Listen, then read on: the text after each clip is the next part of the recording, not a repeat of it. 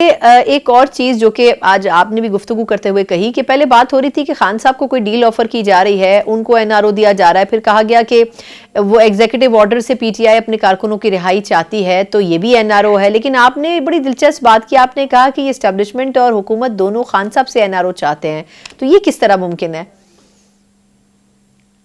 دیکھیے، اس بات کو سمجھنے کی ضرورت ہے کہ عمران خان صاحب نے اپنے حصے کا کشت کاٹ لیا ہے۔ اس ملک کا ایک hero, one of the most favoured son of Pakistan, he is a son of soil, انسان ہے، میرے سے بھی غلطیاں ہوتی ہیں، آپ سے بھی ہوتی ہیں، جناب عمران خان صاحب سے بھی ہوئی ہوں گی، انسان ہے، انسان سے زندگی میں غلطیاں ہوتی ہیں، لیکن وہ آدمی کی کمٹمنٹ پاکستان سے ان میچڈ ہے، کی لائلٹی ان میچڈ ہے، اس کے باوجود اس کی رجیم چینج کی گئی، حکومت رسپانسبلٹی اس وقت کی تمام ذمہ داروں کی کہ اپنے وزیر اعظم کے ہاتھ مضبوط کرتے، کیونکہ وہ انڈیجنس نہیں تھا، باہر سے اسپانسر تھا، اس کو آپ مداخلت کہیں یا جو بھی آپ کہیں،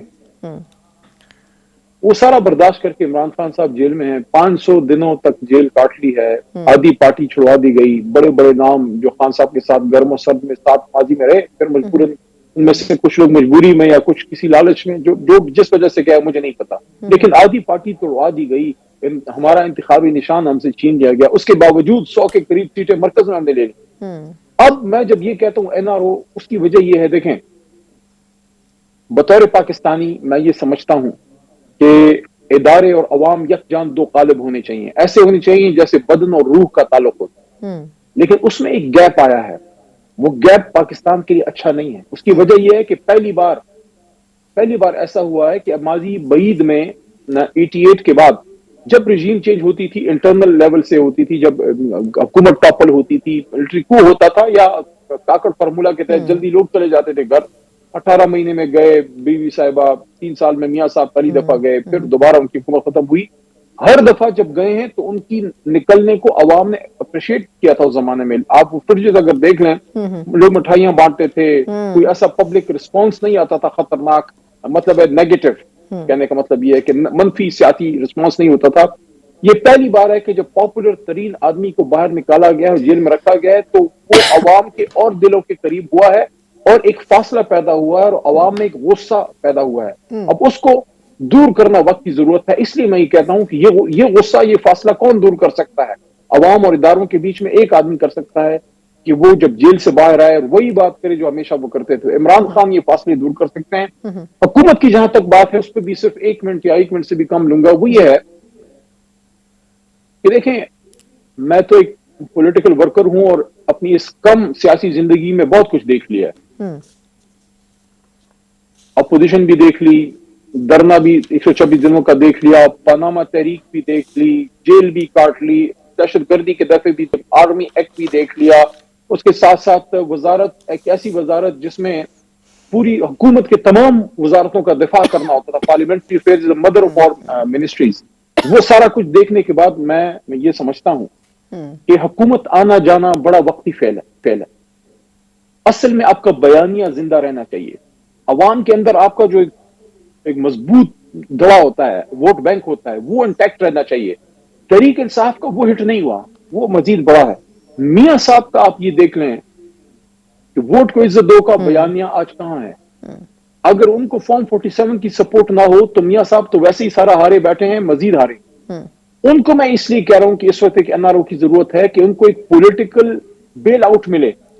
کہ کسی بھی طریقے سے وہ بغیر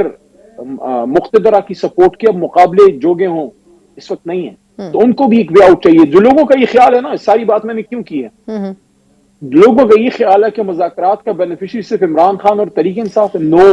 اس کا بینیفیشری پورا نظام ہے۔ ہمیں یہ فائدہ ہے کہ ہمارا لیڈر باہر آئے گا، ہماری جماعت کو لیڈ کرے گا، اسٹیبلشمنٹ کو یہ فائدہ ہے کہ وہ پولیٹیکل سسٹم سے تھوڑا دور ہو، جو فاصلے پیدا ہوئے ہیں عوام اور ان کے بیچ میں وہ کم ہو، اور حکومت کا یہ ہے کہ کوئی پولیٹیکل بیل آؤٹ چاہیے۔ In the heart of their hearts, آپس میں جب یہ بیٹھنے کو پتہ ہے میاں صاحب سیٹ آ رہے ہیں، شہباز صاحب آ رہے ہیں، مریم بی بی آ رہی ہیں، خواجہ آصف صاحب آ رہے ہیں، کچھ چند محدود چند لوگوں کو چھوڑ کے، جس طرح اسپیکر ہے صادق صاحب، سنا ہے ان کی سیٹ جنون ہے، سنا ہے میں نے، یا اس طرح کچھ اور 17 سیٹیں ہیں ان کی، باقی تو ساری ان کو دے دلائی گئی ہیں۔ لیکن علی بھائی مجھے ایک سوال کی اجازت دیں نا، لیکن آپ جس طرح کہہ رہے ہیں کہ ان کو بھی ایسے کوئی راستہ راہ فرار چاہیے، تو ایسا کوئی آپشن نہیں پی ٹی آئی کے ذہن میں؟ فرار لفظ بھی ٹھیک نہیں ہے، رائے فرار لفظ ٹھیک نہیں ہے. میں یہ سمجھوں گا کہ سب کو ایک محفوظ راستہ چاہیے آگے بڑھنے کا. بالکل صحیح، ہاں بالکل صحیح. سب کا لفظ آپ نے زیادہ مناسب استعمال کیا ہے، لیکن مجھے یہ بتائیے کہ ایسا کوئی آپشن پی ٹی آئی کے ذہن میں نہیں ہے کہ کیونکہ کچھ لوگوں کی رائے یہ ہے کہ ان مذاکرات میں بجائے اس کے کہ ان چیزوں پر بات ہو جو بظاہر 2 ڈیمانڈز ہیں، اس پر بھی بات ہونی چاہیے کہ اس حکومت کو اگلے الیکشن کے لیے ہمیں کتنا وقت دینا ہے. یعنی یہ پاکستان تحریک انصاف یہ بتائے گی کہ ٹھیک ہے آپ 2 سال لے لیں یا 3 سال لے لیں یا 4 سال، ایسے کسی آپشن کے اوپر غور ہو رہا ہے کہ چلیں ٹھیک ہے اتنے سال آپ کر لیں، اس کے بعد کیونکہ آج مولانا صاحب نے بھی بات کی ہے، مولانا فضل الرحمان صاحب نے، کہ اس ملک میں شفاف انتخابات کی بڑی ضرورت ہے.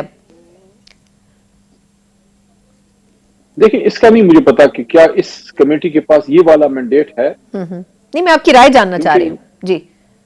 دیکھیں میری رائے تو یہ ہے کہ یہ کمیٹی اگر میرے سے پوچھے تو میری قومی اسمبلی کی جو ابھی پچھلی سپیچ ہوئی ہے اس میں نے یہ کہا، اور تھینکس ٹو اپنا پٹیل صاحب جو چیئر پہ بیٹھے تھے، انہوں نے مجھے آدھا گھنٹہ بولنے دیا تو ساری باتیں میں کر گیا کس طریقے سے. اس میں نے یہ بات کی کہ یہ مذاکرات میری دانش میں تو پہلا راؤنڈ ہے. پہلے یہ مسائل وقتی جو ہیں یہ حل ہوں. وقتی میں کیوں کہہ رہا ہوں؟ کیونکہ قوموں کی زندگی میں 5-10 سال کوئی نہیں ہوتا، آگے کا آپ سوچنا ہے. تو اس کے لیے ضروری یہ ہے کہ پہلے راؤنڈ میں عمران خان صاحب، شاہ محمود صاحب، یہ ساری سینئر قیادت باہر آئے، سیاسی اسیران باہر آئے، معاملہ ڈی ایسکیلیٹ ہو، یہ حدت کم ہو، یہ جذبات کم ہوں، چیزیں نارملائز ہوں، پولیٹیکل سسٹم آگے بڑھے، اسٹیبلشمنٹ اپنے فطری روایتی رول کی طرف جانا شروع کرے. اور اس کے بعد یہ جو قیادت ہے، یہ میں نے اسمبلی میں کہا تھا، وہ میں چاہوں گا کہ آپ ضرور اس کو دیکھیے یا ہمارے جو ناظرین ہیں، اس میں نے یہ بات کی تھی کہ میں صرف بطور تحریک انصاف کے ورکر یا خان صاحب کے کارکن کی نہیں میں بات کر رہا، میں بطور سیاسی کارکن کے ایک پاکستانی کے ہی کہہ رہا ہوں کہ اس نظام نے میں ظلم بھی ہوئے ہیں، غلطیاں بھی ہوئی ہیں، لوگوں نے جیلیں بھی کاٹی ہیں، زرداری صاحب نے بھی 9-10 سال کاٹے ہیں، عمران خان صاحب نے تو مطلب ہے کہ کشت ہی سارا کاٹ دیا کہ ایک ہیرو کو 500 دنوں سے جیل میں گولیاں کھا کے بیٹھے ہوئے ہیں. میاں صاحب کی بھی 2-3 حکومتیں گئی ہیں اور سارے ماشاءاللہ سب کو اللہ زندگی دے 70 سال سے زیادہ ہیں. اب ایک نئی جنریشن کا ٹائم آ رہا ہے. ان جنریشن کا اب یہ کام ہے کہ یہ اب ایک ایسا فارمولا دیں، اس سسٹم کو ایک ٹریک پہ ڈالیں کہ جس کی بھی حکومت عوام کی طاقت سے آئے، اور اس میں جو بھی یہ بات کریں اس میں یہ بھی بہت ضروری ہو کہ اسٹیبلشمنٹ کی سپورٹ سے کوئی حکومت میں نہیں آئے گا، اپنی محنت اپنی کارکردگی سے آئے گا، اور ایک آزاد الیکشن کمیشن کے نیچے، اور پھر ایسا ماحول بنائے کہ وہ فیصلے پر سب مانے، وہ ریزلٹ الیکشن کا مانے، اور 5 سال پھر حکومت کرے اور اس میں اپوزیشن ڈٹ کے اپوزیشن کرے. اور ملک کے جو بہت بڑے بڑے مسائل ہیں، اس کو آبادی کا کتنا بڑا مسئلہ ہے، صاف پانی کا کتنا بڑا مسئلہ ہے، ایجوکیشن کا، امپلائمنٹ کا، میرے تو رونگٹے کھڑے ہو جاتے ہیں کیونکہ میں نے جب سول انجینئرنگ کی تھی آج سے کوئی 18-19-20 سال پہلے،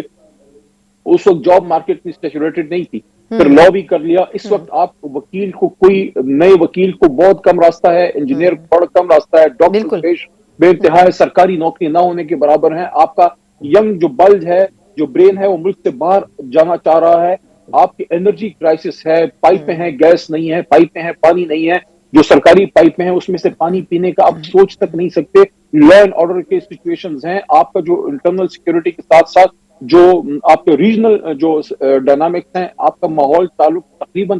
تب سے خراب ہو چکا ہوا ہے. تو ان ساری بار فورن انویسٹمنٹ کم ہے، انڈسٹریز بند ہو رہی ہیں، یا آپ کے بڑے بڑے انٹرپرینورز بیٹھ رہے ہیں. ان حالات میں کیا کرنا چاہیے؟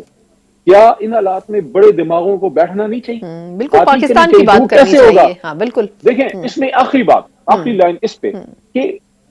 میں ایک چیز کو کہتا ہوں نان سٹارٹر، اور یہ میں ان سب کو کہہ رہا ہوں جو مجھے سن رہے ہیں. میں شاید اتنا کوئی